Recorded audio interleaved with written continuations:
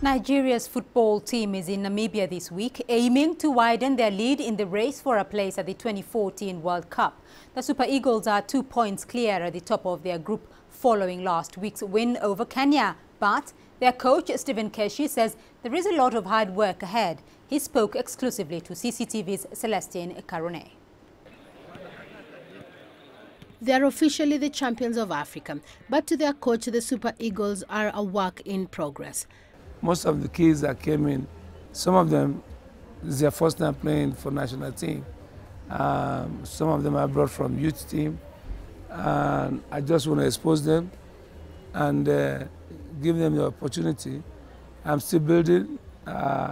Probably I have like 70% of the frame of my team.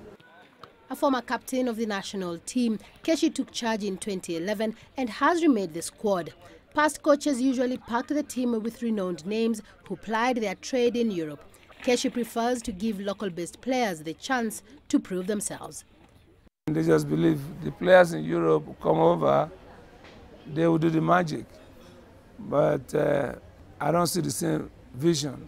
I feel at home there are a lot of talented players, a lot of potential.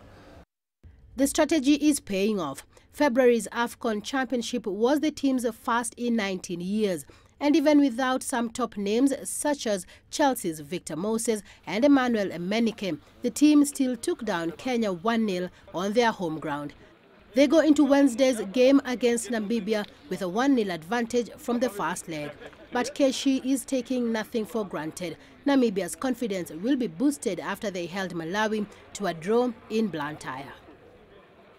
Every country wants to beat Nigeria, so the same dream that Namibia will be having, well, the first thing is for me to have my players play the normal game plan, and if they can do that, then the 3 points will come.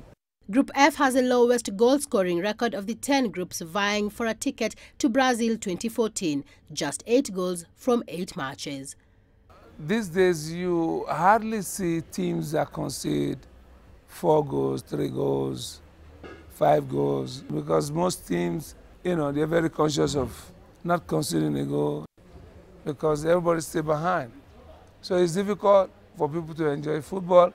It's difficult for you to score goals. But so far, the Super Eagles, who are competing in this year's Confederations Cup in Brazil, are doing enough to rebuild their reputation and to rebuild belief among their home fans who demand nothing less than victory, no matter who their team face.